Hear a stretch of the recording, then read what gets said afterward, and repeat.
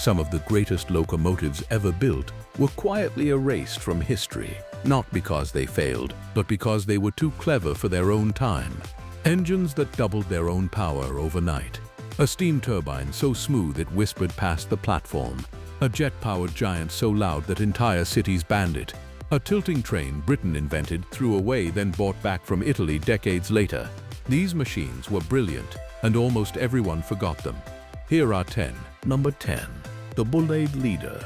Picture a steam locomotive that doesn't look like a steam locomotive at all. No chimney-puffing smoke rings, no exposed wheels, no open footplate. Just a long slab-sided box like an early diesel with a driving cab at both ends. That was the Leader, and it was one of the boldest steam designs Britain ever attempted. The man behind it was Oliver Bulleid, chief mechanical engineer of the Southern Railway, and a genuine radical. Design work began in 1946, and the brief was simple but ambitious. Build a steam engine to replace the aging fleet of little tank engines, but give it all the conveniences of a diesel or electric. Bulleid understood that the real problem with steam wasn't the steam, it was everything around it. The turning triangles, the exposed crews, the endless daily maintenance. So he tried to fix all of it at once. The Leader had a cab at each end, so it never needed turning. It rode on two powered 6-wheel bogies, each driven through a chain transmission rather than the usual connecting rods. It used sleeve valves instead of conventional ones. The whole machine was wrapped in a body shell so it could run in either direction with equal ease. On paper, this was the future of steam. Number 9. The Union Pacific Big Blow Gas Turbines. If the Leader was a whisper of the future, this next one was a scream. Literally. In the 1950s, the Union Pacific had a problem that sounds like a good problem to have. Its freight trains were getting so long and heavy that even the biggest diesels struggled. Up wanted raw, brutal power, more than any single engine could give. So it turned to something out of an aircraft hangar, the gas turbine. Essentially a jet engine bolted into a locomotive, spinning a generator that fed electric traction motors. The first experiment, unit number 50, arrived in 1949, producing 4,500 horsepower. But UP kept pushing. The final and greatest generation, built by General Electric between 1958 and 1961 and numbered 1 to 30, produced a staggering 8,500 horsepower each. At the time, these were the most powerful single locomotives on Earth. Railroaders nicknamed them the Big Blows because of the deafening turbine roar they produced. And they were clever in a way that's easy to miss. A turbine will happily burn almost anything, so UP fed them bunker C, thick, cheap, leftover heavy oil from the bottom of the refining barrel, so viscous it had to be heated before it would even flow. The railroad was running its heaviest trains on what was practically industrial sludge. Each turbine set even towed a huge 24,000-gallon fuel tender, many of them converted from the tenders of retired steam locomotives. They worked. They pounded across the empty landscape between Council Bluffs, Iowa and Ogden, Utah, often hauling entire freight trains single-handedly. At their peak, these turbines moved more than 10% of the Union Pacific's total freight. You could hear one coming from miles away across the plains, but that noise was also their curse. They were so loud that some cities effectively banned them. Los Angeles became off-limits after a few ear-splitting visits. And when oil prices rose in the late 1960s, that cheap bunker C stopped being cheap, and their monstrous thirst turned from a bargain into a liability. All were retired by 1902 survive, cosmetically restored at the Illinois Railway Museum and in Ogden, Utah. Nothing that powerful, that loud, or that gloriously excessive has run on American rails since. Number 8. The Shay geared locomotive. Now let's go the complete opposite direction. From the most powerful express machines to the slowest, humblest, and in its own way most perfectly engineered locomotive on this list. The Shay was born out of frustration. In the 1870s, a Michigan logger and inventor named Ephraim Shay was trying to move timber out of the woods.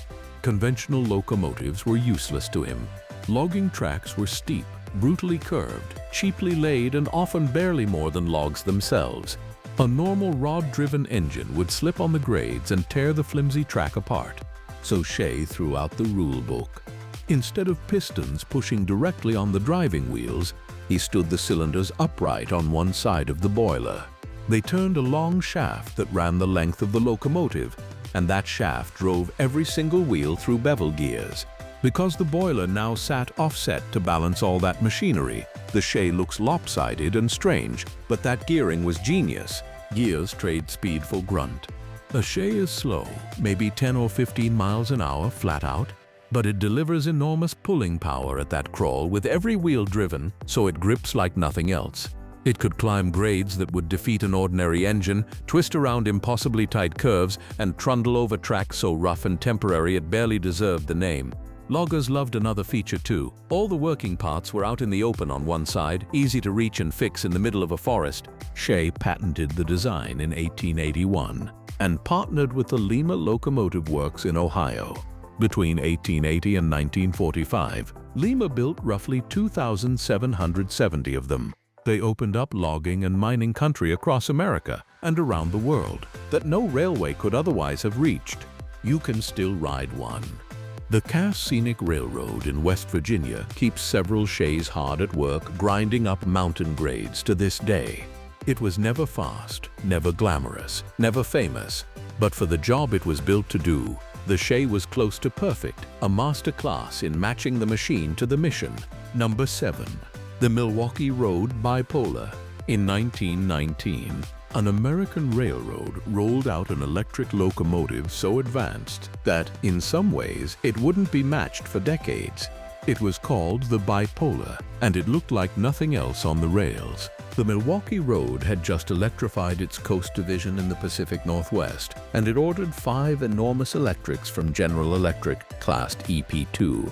They were huge. 3 articulated sections joined together, riding on a small army of wheels, stretching 76 feet. But the real brilliance was hidden inside, in the motors. Most electric locomotives of the era drove their wheels through gears, which growl and whine and wear out. The Bipolar didn't. It used 12 bipolar motors, each with just 2 field poles bolted directly to the frame, and the motor's rotating armature mounted straight onto the axle. No gears at all. The result was a drive that was almost completely silent and needed very little maintenance. While other locomotives snarled, the Bipolar simply glided, and they were strong around 3,200 horsepower continuously, more in short bursts, and rated for 70 miles an hour. They hauled the Milwaukee's flagship transcontinental passenger trains, including the famous Olympian across the mountains of Montana and Washington under 3,000-volt overhead wire. For nearly 40 years, they were the proud face of one of America's boldest electrification schemes. Their end was sad and almost accidental. In the 1950s, the aging locomotives were sent in for a rebuild, and the work was botched by crews unfamiliar with electrics. Rather than fix the mess, the railroad quietly pulled them from service. They were retired around 1961 and scrapped soon after, all but one. That survivor sits today at the National Museum of Transportation near St. Louis. Stand next to it and you're looking at a machine that was running a gearless, near-silent direct drive in 1919. An idea so good that modern engineers keep circling back to it. The Bipolar wasn't just distinctive. It was decades ahead of its time. Number 6. The LMS Turbomotive. Imagine standing on a British platform in the 1930s as an express thunders through. You brace for the sharp, hammering chuff, chuff, chuff of a steam locomotive. Instead, one glides past with nothing but a rising turbine whine and a smooth, continuous plume from its chimney. No hammer, no beat, just a whoosh. That was the Turbomotive, and it was one of the most successful experimental steam engines Britain ever built. The idea came from William Stanier, the LMS's brilliant chief engineer, who had seen Swedish turbine locomotives built to the Ljungström design and wondered whether the concept could work on a full-size British express engine. In 1935, at Crewe Works, he took the frames intended for the third of his Princess Royal Pacifics and, instead of cylinders and connecting rods, fitted steam turbines. Number 6202 was born. A large forward turbine with 18 rows of blades produced 2,400 horsepower and drove the wheels through gearing. A separate small turbine handled reverse. 6 steam nozzles could be opened one at a time to control the power precisely. And because a turbine spins in one continuous motion rather than shoving pistons back and forth, it delivered perfectly even torque to the wheels. That single fact solved a problem that plagued conventional steam engines: hammer blow. The pounding that reciprocating rods inflict on the track at speed. The Turbomotive had none of it. It rode more gently on the rails. It was noticeably more economical on coal, and it was smooth and quiet in a way steam locomotives simply weren't. For about 15 years, it worked hard and well, hauling heavy expresses between London Euston and Liverpool, a genuine everyday success, not just a museum piece experiment. Its story ends in tragedy and irony. By around 1950, the turbine specialist parts were becoming uneconomic to maintain, so 6202 was rebuilt as a conventional Pacific and renamed Princess Anne. Just months later, in October 1952, it was caught in the catastrophic Harrow and Wealdstone rail crash and damaged beyond repair. Britain's most successful turbine locomotive was gone almost as soon as it had changed its spots, and the turbine idea was quietly shelved. Number 5. The Pennsylvania Railroad T1. This one might be the fastest steam locomotive that ever lived, and its reputation was assassinated by a myth. By the early 1940s, the mighty Pennsylvania Railroad needed a passenger engine that could haul heavy trains at genuinely high speed across the flat, fast running of the Midwest. Its answer was the T1, a sleek, shock-nosed monster with a wheel arrangement almost no one else used, a 4444 duplex. Here's what that means. Instead of one huge set of driving wheels all coupled together, or an articulated engine that flexes in the middle, the T1 put 2 separate sets of cylinders and driving wheels on one rigid frame. That let each set use smaller, lighter rods, which cut down the destructive hammer blow and, crucially, allowed for very high rotational speeds. Add in advanced poppet valves for precise steam control, 80-inch driving wheels, and streamlined styling by the legendary industrial designer Raymond Loewy, and you had one of the most sophisticated steam locomotives ever built. The PRR built 52 of them, 2 prototypes in 1942 and 50 production engines in 1945 and 1946, and they were fast. There's a documented run of just under 101 miles an hour on level track hauling a heavy train, and countless accounts of crews letting them run well past that. Some claims put them at 120, even 140 miles an hour, figures that are disputed, but which nobody can fully rule out because we honestly don't know how fast they could really go. So why the bad reputation? The T1 got branded as slippery, prone to spinning its wheels. But a lot of that was down to inadequate training for crews, suddenly handed a temperamental thoroughbred, and to the railroad shops not being used to maintaining such delicate, high-precision machinery. Some historians argue the slippery T1 was as much legend as fact. It didn't matter. The diesel had arrived. The PRR committed to dieselizing its expresses in 1948, and every single T1 was scrapped. But the story isn't over.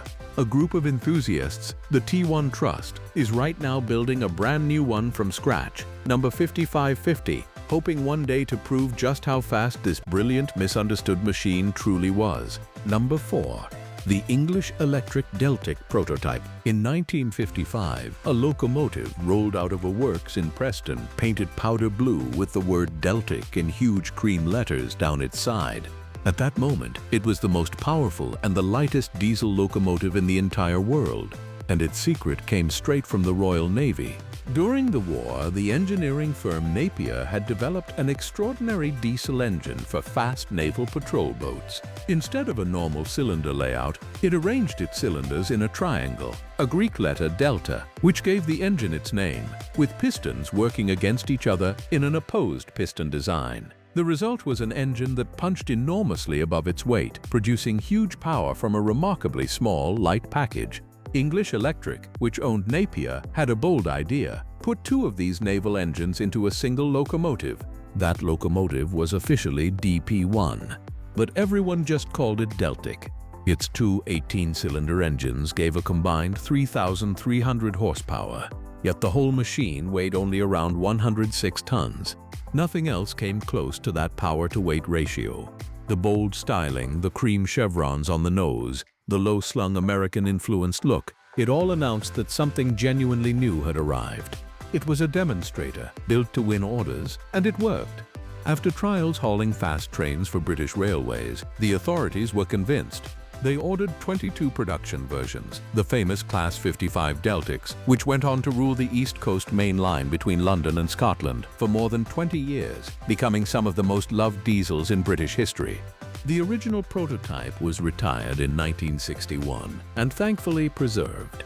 It survives today in the National Railway Museum's collection.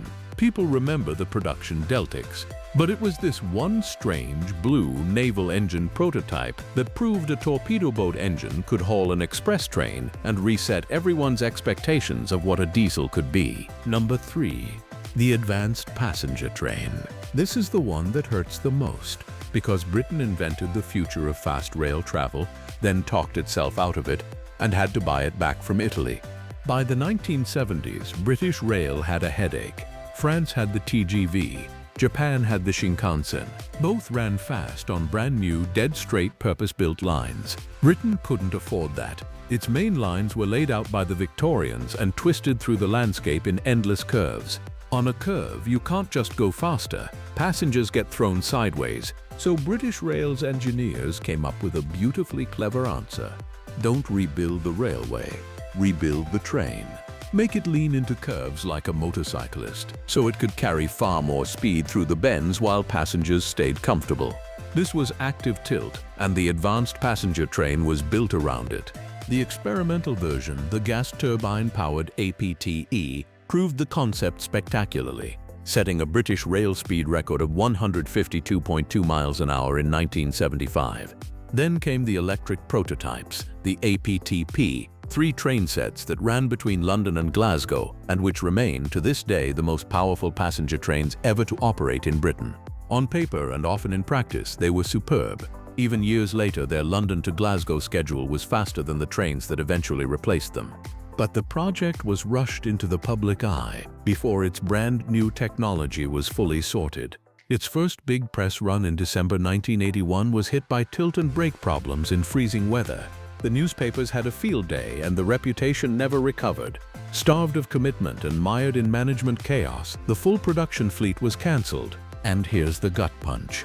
British Rail sold its tilting technology to the Italian firm Fiat Ferroviaria.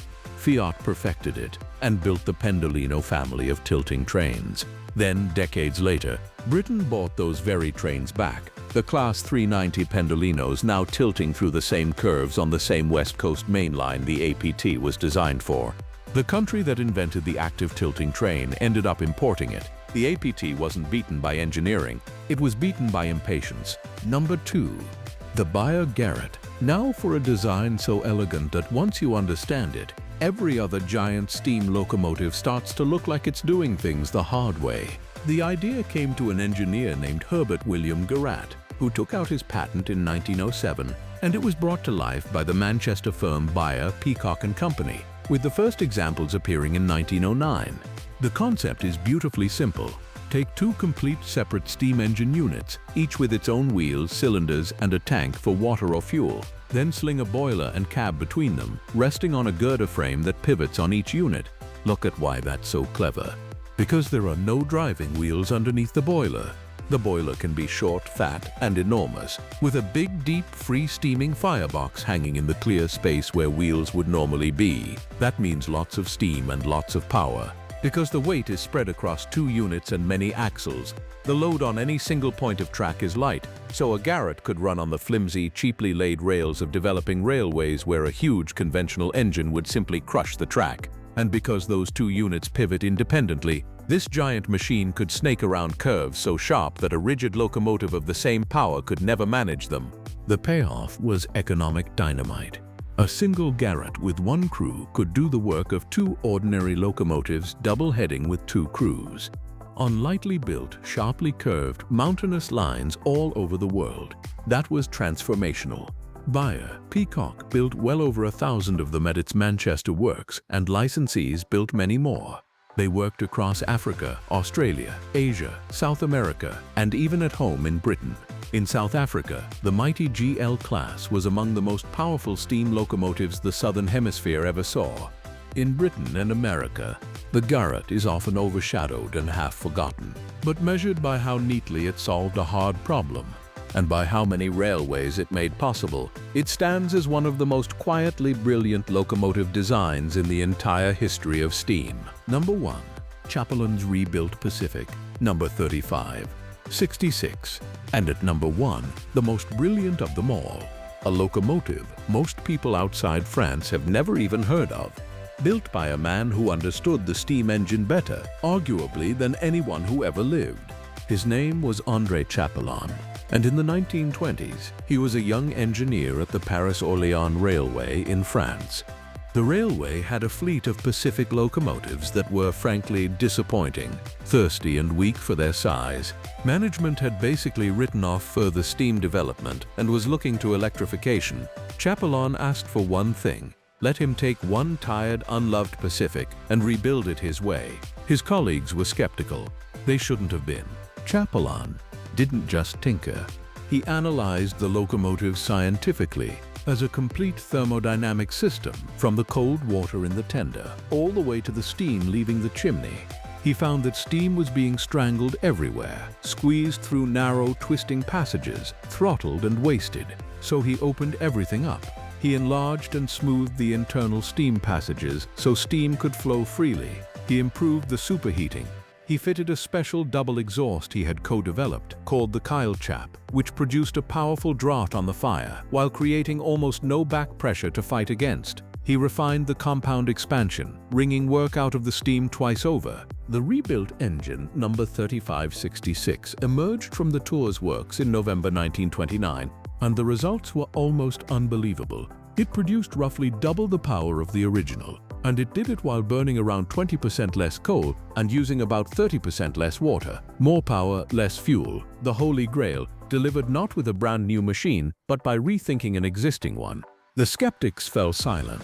The railway rebuilt dozens more Pacifics to his principles, and Chapelon went on to create some of the most efficient and powerful steam locomotives the world has ever seen. And his influence spread far beyond France. That Kyle Chap exhaust helped a certain British locomotive named Mallard to its world steam speed record. His ideas shaped fast, powerful engines in Britain and America alike. André Chapelon proved that the steam locomotive still had enormous untapped potential. Right at the moment the world decided to abandon it. That's why he tops this list.